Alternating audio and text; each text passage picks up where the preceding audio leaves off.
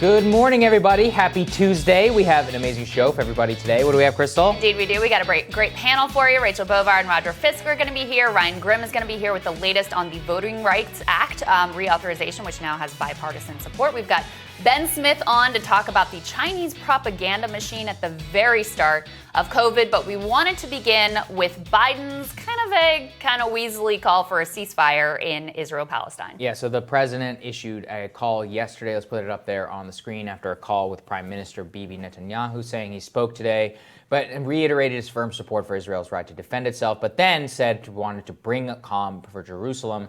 The two leaders discussed, and the president expressed his support for a ceasefire, discussed U.S. engagement with Egypt and other partners towards that end. So I think the important part whenever we're talking about the ceasefire and the call there, which is that they resisted the calls there for the previous couple of days. And in terms of other international pressure, blocked some calls for that within the United Nations. Yes. So this is a step forward, I guess, in terms of that. That being said, the two principal actors, Hamas and Israel, are not heeding the call for the ceasefire. Let's put it up there on the screen, where both have hostilities that continued after the conflict, where you can see there, even after that call for the ceasefire. The Israeli cabinet rejected a call for the ceasefire 2 days ago. I don't believe that there's been another discussion at the cabinet level. But it does just go to show you where a lot more international pressure, specifically from Biden, would have to be put to bear in order to reduce a lot of this. And it's like, what is this really all for? I mean, we all know how this is going to end. It ends the same way every single time,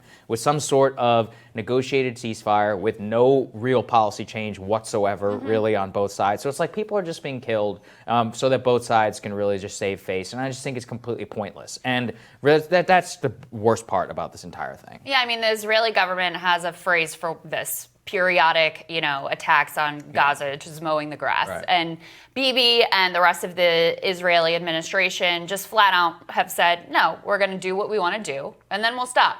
We have certain targets we want to hit. We have certain... And have wanted to hit for a while. Yeah, we've got a list. We're going to go through them. And when we damn well feel like we're going to stop, we're going to stop. And so I think a lot of the headlines around Biden calls for ceasefire were kind of overblown, because couple things to note there. Number one, the U.S. continues to block that UN resolution calling for a ceasefire. So that's number one.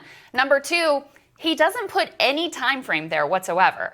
General support for a ceasefire at some point doesn't really amount to saying we need to have an end to the hostilities immediately. Very different things. And you also note that this wasn't put out. Biden didn't come out and say this directly. This was phrased very carefully in a readout of the call. So, yes, is it a slight improvement after a lot of pressure from within his own party and also some figures in the media who have been more skeptical of Israel, in part because it's become a very partisan issue. Bibi himself made it such a partisan issue, coming and railing against Obama, campaigning against Obama, standing in lockstep with Donald Trump. That's really dramatically changed the politics of what's going on here. And look, the bottom line is, as you said, Biden called for his ceasefire and nothing changed whatsoever. Why? Not because the U.S. couldn't change the reality on the ground, couldn't bring pressure to bear. And here's one example of this. They just approved another gigantic weapon sale, $735 million in precision-guided weapons to Israel. There is plenty of leverage on the U.S. side of the equation if they so choose to use it. So I feel his words are just completely meaningless here. They're a face-saving gesture to try to appease, try to score some rhetorical and headline wins, which he did because the press plays along with it. But it does not represent any sort of meaningful pressure on the Israeli government, who feels that they have a blank check from the U.S., and they're absolutely correct. Jen Psaki, in her press conference yesterday, press briefing yesterday, got a lot of questions, of course, on Israel. And just to give you a sense of how sort of cautiously they're playing this whole thing, here she was pressed by Yamiche El-Sindor about whether anything that was happening in the Middle East right now constituted war crimes. Let's take a listen to what she had to say. Does President Biden think that there are any war crimes being committed right now in the Middle East? There are some experts who told the New York Times that they think that there could have been war crimes on both sides. We're not going to be making an assessment of that from here. Our objective is on taking every step we can to reduce the violence, to de-escalate the situation on the ground, to save lives, to ensure that we are bringing some stability back on the ground. I mean, just to follow up, Is the White House at all, I guess maybe, or is the president at all concerned just about the number of civilians that are being killed? That's why some of these experts are telling the New York Times that these are war crimes.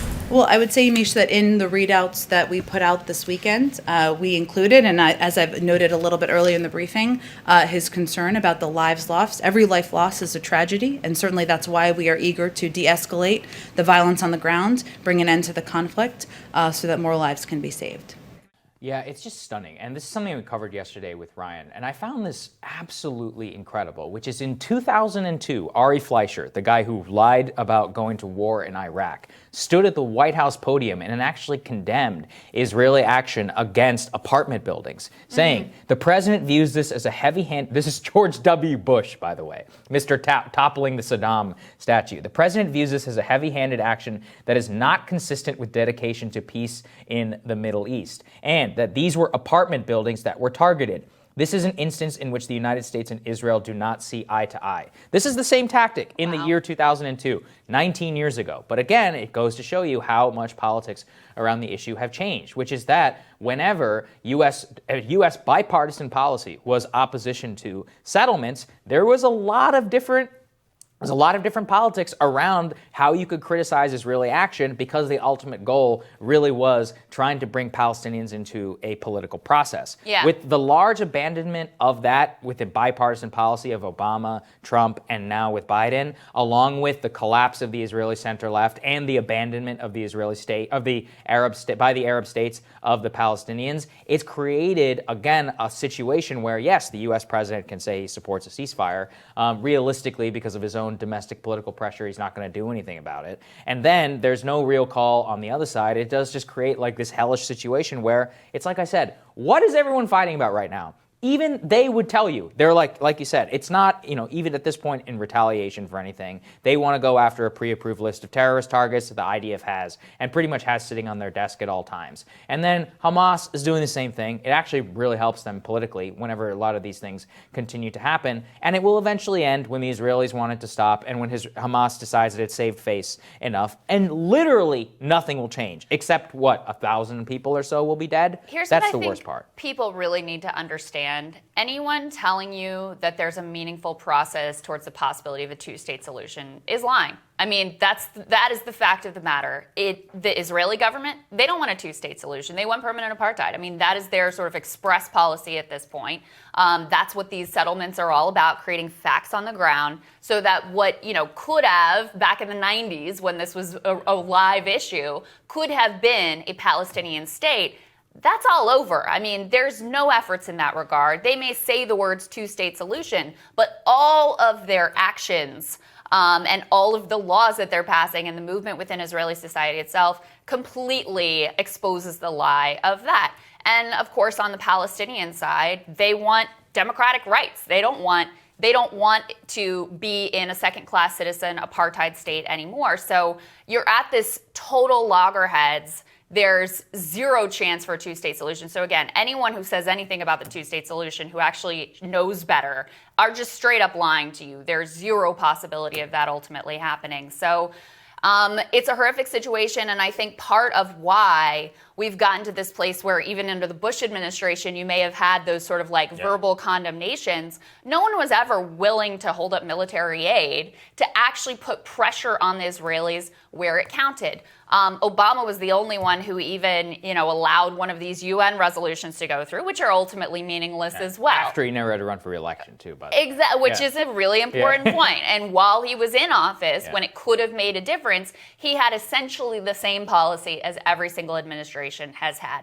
Now, it's interesting because on the one hand, you see this regression from the Bush era like you're talking about. On the other hand, to have the New York Times even asking about potential Israeli war crimes from a press standpoint is a dramatic shift. And if you watch the coverage on MSNBC, some of it is still lockstep Israeli and some of it is very different. Some of it really takes a pro-Palestinian point of view. So there has been a sort of I would say a major propaganda loss on the Israeli side where they used to have nothing but blanket support.